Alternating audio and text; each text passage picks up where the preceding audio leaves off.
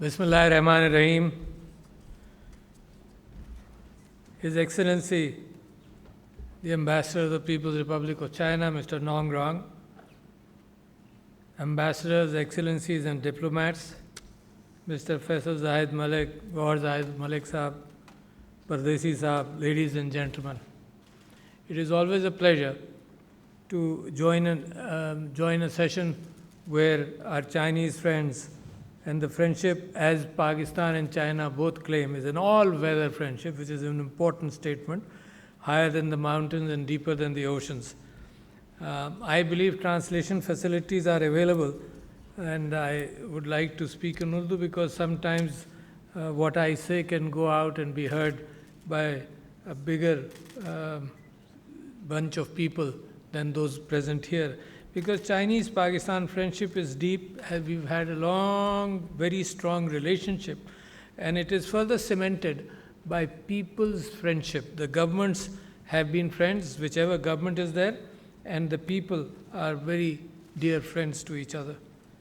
तो जनाब अली तिजारत के ऊपर पहले बात हो रही है चाइना पाकिस्तान इकोनॉमिक कॉरिडोर पर, और मैं समझता हूँ कि ये उसी कहानी का सिलसिला है जिस कहानी के अंदर हमारे ताल्लुक़ात 50 और 60 की दहाई से बेहतर होना शुरू हुए। तिजारत आपने नाम भी सुना होगा, उसकी हिस्ट्री पाकिस्तान और चाइना के दरमियान जो है वो भी पुरानी है। तिजारत बताते ख़ुद बहुत पुरानी है, मेरे ख़्याल से एक 1.5 लाख साल पहले से किसी न किसी अंदाज से होती थी, और बुनियादी तौर पर बार्टर के तौर पर होती थी कि ये तुम लो और ये तुम दो, और जो चीज़ बड़ी अनोखी कहीं होती थी उसकी उतनी ही कीमत ज़्यादा कहीं और होती थी। तो और इसकी इतनी अहमियत थी कि ग्रीक हर्मीस, जो ग्रीक रिलीजन का खुदा था, वो भी तिजारत का खुदा था।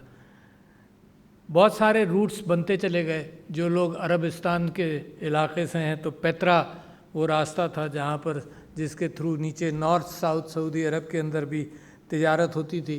फिर एक सिल्क रूट था, तो तकरीबन 6,500 किलोमीटर वाला सिल्क रूट था, और इसका सिलसिला जो था ना सिल्क रूट का, वो एक सगदिया के नाम से एक मुल्क समझ लीजिए या एक ताकत समझ लीजिए जो इस एरिया के अंदर थी, अमू दरिया और सिर दरिया के दरमियान, जिसके अंदर काज़ाकिस्तान, ताजिकिस्तान, तुर्कमेनिस्तान और ये सारे इलाक़े थे। तो चाइना से ट्रेड और सिल्क रूट के एतबार से, सिल्क इस वजह से मशहूर कि सिर्फ चाइना के अंदर बनता था, और बड़े ख़ास तौर पर एहतियात की जाती थी कि इसकी कॉपीराइट जो है ना वो कहीं और ना जाए। ज़ाहिर है अपनी स्किल्स को और अपने रिसोर्सेज को प्रिजर्व करने के एतबार से। तो ये मगरिब और मशरिक़ के दरमियान ये तिजारत थी, और इसी तिजारत के अंदर वो जो मुसाफिर थे उनके लिए रास्ते बनते थे, मुसाफिरों के ठहरने के लिए जगह बनती थी, और स्पाइस ट्रेड ख़ास तौर पर सबसे ज़्यादा इसी रास्ते के ज़रिए होती रही। और तिजारत ही वो बुनियाद बनी कि शुरू में बार्टर हुआ, फिर उसके बाद वैल्यूबल्स का एक्सचेंज हुआ, एक अलग मॉनेटरी सिक्का बन गया। सिक्के की वैल्यू बताते ख़ुद सोने के एतबार से, कॉपर के एतबार से, चांदी के एतबार से बनी, और फिर आहिस्ता आहिस्ता वो पेपर करेंसी में तब्दील हुआ। और वेनिस वो जगह है जहाँ पर सबसे ज़्यादा स्लीपिंग पार्टनर वाली ट्रेड डेवलप हुई, नंबर 1। और ये लेटर ऑफ क्रेडिट और नोट्स, प्रॉमिसरी नोट, जो आपका कागज़ है करेंसी, वो प्रॉमिसरी नोट है कि इसको कहीं सबमिट करोगे तो एक ज़माने में इसके ऊपर लिखा जाता था कि इसके बदले तुम्हें सोना दे दिया जाएगा, because that was the base value and base currency. तो ये कागज़ और ये मॉनेटरी कैफियत करती क्या है, ये गुड्स की वैल्यू को और मज़दूर की वैल्यू को, दोनों को ये अपने अंदर समो लेती है, ताकि कहीं बजाय इसके कि सिर्फ बार्टर हो और कोई चीज़ बेचो और ख़रीदो, साथ साथ उसकी नेगोशिएशन हो, तो बेचना और ख़रीदना दोनों चीज़ें अलग अलग हो गई, तो क्योंकि सिक्का मौजूद था। और यही अब तरक्की करता जा रहा है। देखें मौजूदा ज़माने के अंदर करेंसी अब डिजिटल करेंसी में बदल गई। اب ایکچوئل پیپر کرنسی بھی ختم ہوتا جا رہا ہے، اور خاص طور پر چائنا جس نے اس میں بڑی پروگریس کی اس کے اندر کہ وہ ڈیجیٹل کرنسیز پر آ گئے، لوگ ایکچوئل کیش لے کر تقریباً کہیں نہیں جاتے، جو اگر کوئی پیسے بھی مانگ رہا ہوتا ہے تو وہ اپنا QR کوڈ رکھ لیتا ہے کہ جی تم اس کی تصویر لے کر اور مجھے پیسے بھیج دو۔ تو اس طرح سے تجارت کو فروغ دیا جا رہا ہے، آسان کیا جا رہا ہے، ایکسچینج آف ویلیو کو آسان کیا جا رہا ہے۔ ضروری نہیں ہے کہ آپ جیب میں پیسے لے کر چلیں، آپ ڈیجیٹل کرنسی کے اعتبار سے اس کو استعمال کریں۔ میں یہ سمجھتا ہوں کہ چائنا پاکستان اکنامک کوریڈور اسی سلک روٹ کی ایک کڑی ہے، پرانی کڑی ریوائیو ہو رہی ہے۔ اور اگر آپ یہ کاشغر سے لے کر اور ہنزا کے ذریعے ہوتے ہوئے گوادر جائیں تو ہنزا ویلی کے اندر جس طرف یہ کراکورم ہائی وے بنا ہے اس کے بالکل اپوزٹ سائڈ پر آپ کو اس کے آثار ملتے ہیں جو سلک روٹ تھا اور سڑک تھی، بالکل اپوزٹ ماؤنٹنز پر۔ تو میں سمجھتا ہوں کہ ایک پرانے تعلقات کو اس نے جنم دیا۔ اب جب چائنا پاکستان اکنامک کوریڈور کی داغ بیل ڈالی گئی تو وہ اس انداز سے ڈالی گئی کہ صرف یہی نہیں کہ ایک راستہ بن جائے کمیونیکیشن کا، اور چائنا کے پروونس کا جو بالکل چائنا کے ویسٹ پر ہے مگر سمندر سے دور ہے، اس کو بھی، اس کی پروڈیوس کو، اس کی امپورٹ اور ایکسپورٹس کو بھی راستہ سمندر کے ذریعے ملے، اور دوست ملک کے ذریعے ملے تو کتنا ہی اچھا ہے، سمندر کے ذریعے راستہ ملے۔ اس کے علاوہ یہ کوآپریشن انرجی سیکٹر میں ہوا، مطلب اکنامک کوریڈور بنا، یہ فزیکل کوریڈور بنا راستے کے طور پر ٹرانسپورٹ کے لیے، گڈز کے لیے، اور اکنامک کوریڈور بنا کہ پاکستان کی جو اس وقت پرائرٹی تھی انرجی شارٹیج تھا، تو انرجی شارٹیج کے حوالے سے انرجی کے اندر چائنیز انویسٹمنٹ آیا۔ اچھا ہوتا یہ ہے، آپ نے کوریڈور، اکنامک کوریڈور کیوں کہا جا رہا ہے کہ میں نے آپ سے یہ کہا کہ کوئی بھی راستہ کہیں سے نکل جائے، نئی سڑک نکل جائے، کچھ دنوں میں آپ دیکھتے ہیں کہ اس کے گرد ہوٹل بن جاتے ہیں، اس کے گرد رہائشیں بن جاتی ہیں، اس کے ارد گرد کوئی نہ کوئی فیکٹری لگ جاتی ہے، وہاں کی زمین کی قیمت بہتر ہو جاتی ہے کہ بھئی یہ چیز تو بالکل راستے کے اندر موجود ہے، تو رہائش اور کمرشل وینچرز کے اعتبار سے بھی۔ اور ایک اور کام ہوا کہ چائنا نے جب اپنی اکنامک ری تھنکنگ کی تو اس نے اسپیشل اکنامک زونز 4 بنائے، بعد میں وہ 5 ہو گئے۔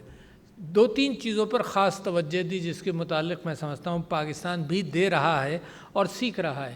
ایک تو اسپیشل اکنامک زونز، اور وہی چیز آپ یہ دیکھیے کہ دبئی اور ہر جگہ جہاں جہاں ریپیٹ ہوئی وہاں پر ترقی بن گئی کہ جی جو فورن انویسٹر ہے اس کو بھی اور جو لوکل انویسٹر ہے اس کو بھی ان زونز کے اندر ایز آف ڈوئنگ بزنس مل جائے اور ٹیکسیشن ریلیف مل جائے۔ محترم ایمبیسڈر صاحب نے شنزن کی بات کی۔ شنزن وہ شہر ہے، جیسے گوادر کے اندر بھی ہم ایکسپیکٹ کرتے ہیں، شنزن وہ شہر ہے جس کو آلموسٹ فرام اے ولیج 20 سال کے اندر ایک بڑا خوبصورت انڈسٹریل سٹی بن گیا، جس کو میں نے شاید آج 6-7-8 سال پہلے یا 10 سال پہلے اس کو بھی میں نے وزٹ کیا۔ تو یہ انداز جو ہے فاسٹ چینج کا، یہ اسی انداز سے ممکن ہے جب 3-4 چیزوں کا ہم اہتمام کریں۔ پہلا اہتمام اس بات کا کہ انسینٹیوز دی جائے، صرف لوکلز کو نہیں، انٹرنیشنلی انسینٹیوز دیا جائے کہ تم آؤ اور انویسٹ کرو۔ ایک اور چیز میں بھول نہ جاؤں کہ چائنا نے ایک بہت بڑا کام یہ کیا کہ اسمال اینڈ میڈیم انٹرپرائزز کو انکریج کیا، جو 70% معیشت کی بیک بون بنتی ہے۔ صرف بڑی انڈسٹریز نہیں، صرف بڑے انڈسٹریلسٹ نہیں، بلکہ اسمال اینڈ میڈیم انٹرپرائزز، چھوٹے چھوٹے انویسٹرز، چھوٹی چھوٹی دکانیں، چھوٹے چھوٹے کام، چھوٹے چھوٹے پروڈکشنز، گھر کے اندر بیٹھے بیٹھے کاٹیج انڈسٹری بن گئی۔ ان کی silicone production of chips etcetera, hard drives, chips نہیں، ہارڈ ڈرائیوز، چپس کے لیے تو بہت بڑی انڈسٹری چاہیے۔ ہارڈ ڈرائیو اور انسٹرومنٹس جو کمپیوٹرز کے اندر استعمال ہوں وہ کاٹیج انڈسٹری کے طور پر بننے لگے۔ پاکستان بھی اسی طرح سے ایس ایم ایز کو انکریج کرنا چاہتا ہے اور ایس ایم ایز کو فیسیلیٹیٹ کرنا چاہتا ہے فائنانس کے اعتبار سے۔ دوسرا جو اسپیشل اکنامک زونز کے بعد جو میں آپ سے بات کرنا چاہتا ہوں کہ ایک انسینٹیوز دیں۔ اچھا انسینٹیوز کیسے؟ انسینٹیوز اس معنی کر کے کہ جو انویسٹر ہے وہ دنیا میں کمپیٹ کر سکے۔ اس کو کیا چاہیے؟ آپ آسان کرتے ہیں، لونز دیتے ہیں، کیوں دیتے ہیں؟ ایک آدمی گریجویٹ کرتا ہے مغرب اور مشرق میں، اب ہر جگہ اس کی امید پر اس کو قرضہ دیا جاتا ہے، ایک ڈینٹسٹ ہے، ایک ڈاکٹر ہے، ایک پروفیشنل ہے، اس کی امید پر دیا جاتا ہے کہ تم 5 سال بنا کر یہ محنت کرو گے اور یہ پیسہ بناؤ گے تو تم 0 سے شروع کرو گے اور 10 پر پہنچو گے 5 سال میں. تو آج تم 10 لے لو تاکہ تم 10 سے شروع ہو. ہم تمہارے پر بھروسہ کرتے ہیں کہ تم پروڈیوس کرو گے مارکیٹ میں. تو اس بھروسے کی بنیاد پر اس کو ایڈوانس میں بھروسے کے ساتھ اس کو پیسہ دیا جاتا ہے. یہی اسمال اینڈ میڈیم انٹرپرائزز کی کہانی ہے. تو انسینٹیوز، اس کو ضرورت کس چیز کی ہے؟ زمین کی ضرورت ہے تو زمین سستی فراہم کر دی جائے. سارے انفراسٹرکچر کی ضرورت ہے ایسی چیز میں، سارے انفراسٹرکچر کو دے دیا جائے. مگر جو وعدہ کیا جائے وہ یہ بھی چاہتا ہے کہ وعدہ جو ہے اس کی وعدہ خلافی نہ ہو، پالیسیز نہ بدلیں. یہ بڑی اہم چیز ہے کہ حکومت بدل سکتی ہے، جمہوریت ہے، مگر پالیسیز نہ بدلیں. جب پالیسیز بدلیں تو انویسٹر ڈسکریج ہو جاتا ہے. میں آپ کو مثال دیتا ہوں، کبھی کبھی پالیسیز بدل جاتی ہیں تو ہمیں انٹرنیشنلی بھی ہم مشکل کا سامنا کرتے ہیں. مثال کے طور پر ریکو ڈگ پر ہم نے پالیسی بدلی ہے، جو کچھ بھی کیا ہم نہ وہاں سے 1 پیسے کی کوئی چیز پروڈیوس نہیں ہوئی اور ہم ایک جرمانہ بھگت رہے ہیں جو غلط ہے، مگر یہ کہ ایگزیجریٹڈ جرمانہ ہے جس کے تھرو ہم گزر رہے ہیں. تو میں آپ سے کہہ رہا ہوں کہ پالیسیز نہیں بدلنی چاہیے، یہ انسینٹیوز کے اندر آئے گا. دوسری بات ایمبیسڈر صاحب نے کہی اور وہ یہ کہ security of people who work there, اور بڑی اہم چیز ہے. اس کے اوپر میں سمجھتا ہوں کہ پاکستان اس کے اوپر بھی محنت کرتا ہے. اور جیسے جیسے پاکستان کا سیکیورٹی انوائرمنٹ بہتر ہوا، دہشت گردی کو ہم نے اپنے بارڈرز پر روک لیا. Credit to the people of Pakistan and credit to our forces کہ ہم نے اتنا بڑا کام کیا جو ہمارے مغرب کے اندر قومیں تباہ ہو گئیں اس چکر کے اندر، مگر پاکستان نے کیا. تو وہ سیکیورٹی اور لانگ ٹرم پالیسیز. میں پھر دوسری بات اس کے ساتھ کرنا چاہتا ہوں کہ چائنیز فوکس اپنی قوم کے ساتھ جو رہا وہی پاکستان بھی سیکھنا چاہتا ہے. کیا فوکس رہا؟ Alleviation of poverty, looking after people's health. یہ فوسائے ہیں چائنا کے. اچھا، ایلیویشن آف پاورٹی کے اندر اور لوگوں کی صحت کو دیکھنے کے لیے آپ نے سنا بھی ہوگا، اور کیونکہ میرا میڈیسن سے تعلق ہے تو میں آپ کو بتانا چاہتا ہوں کہ انہوں نے بیئر فٹ ڈاکٹرز بھی پروڈیوس کیے. انہوں نے کہا یہ 4-5 سال کا ڈاکٹر جو ہے یہ تو بڑا ٹائم لیتا ہے، وی نیڈ پیپل ارجنٹلی. تو انہوں نے 6 مہینے کے 1 سال کے کورسز کر کے، بڑی پاپولیشن ہے تو لوگوں کو زمین پر اتارا کہ قوم کی صحت کا خیال کرو. تو یہ وہ فوکس ہے کہ پیپل سینٹرک ہو. مثال کے طور پر آپ ہی کی حکومتوں نے کووڈ میں جو کامیابی حاصل کی تو وہ پاکستان کا پیٹرن اور چائنا کا پیٹرن.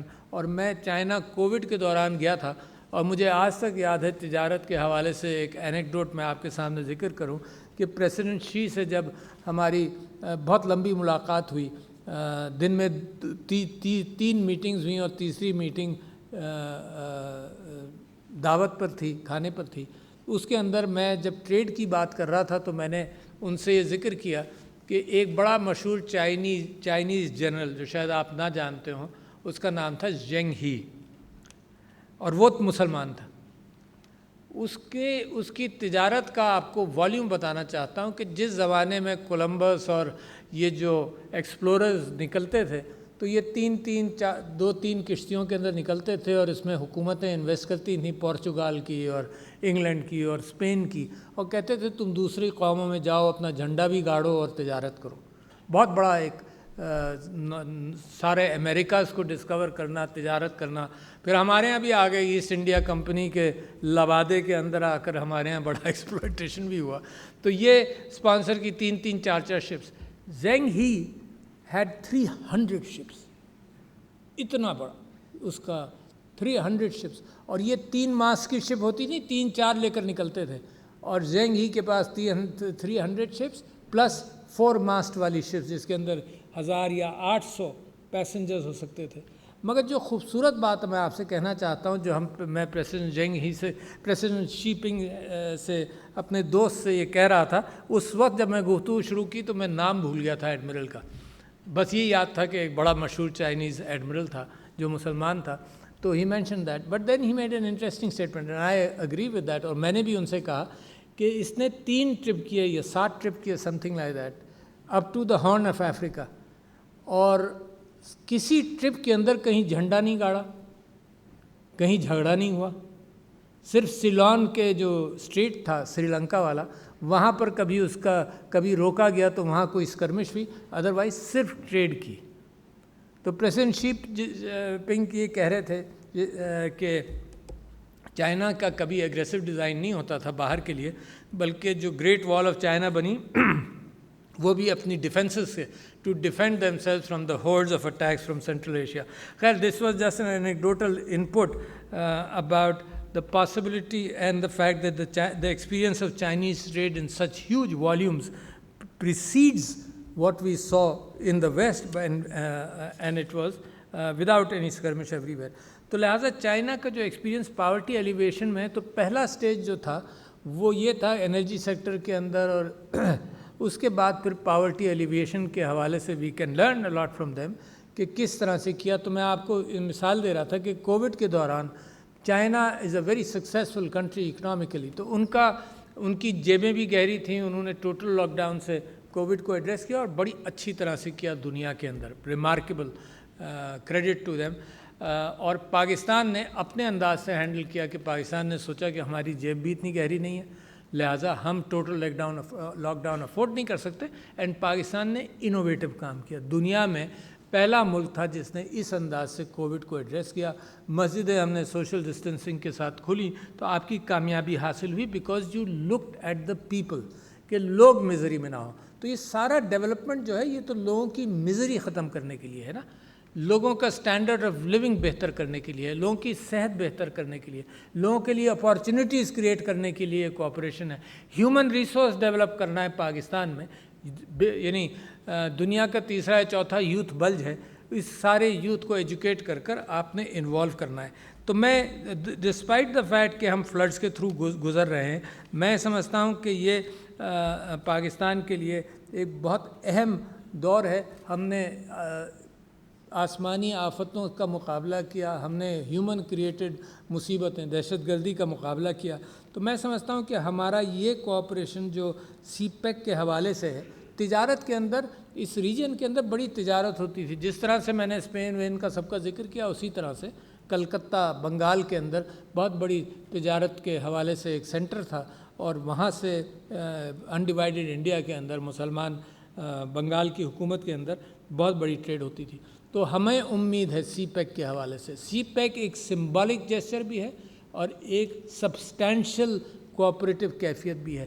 جتنے صدور سے میں ملتا ہوں سینٹرل ایشیا میں، آپ کو بتا نہیں سکتا کتنی بے چینی اور کتنے شوق سے وہ یہ امید لگاتے ہیں کہ جی ہمارا جو روٹ ہے وہ بھی کھل جائے، افغانستان میں امن ہو جائے، تو ان کی پروڈکٹس کو ورلڈ ایکسپوجر ملے، اور ورلڈ کی پروڈکٹس کو اس روٹ کے ذریعے، کیونکہ یقیناً گوادر کا پورٹ ہی وہ راستہ فراہم کرے گا جو سینٹرل ایشین اسٹیٹس کے لیے.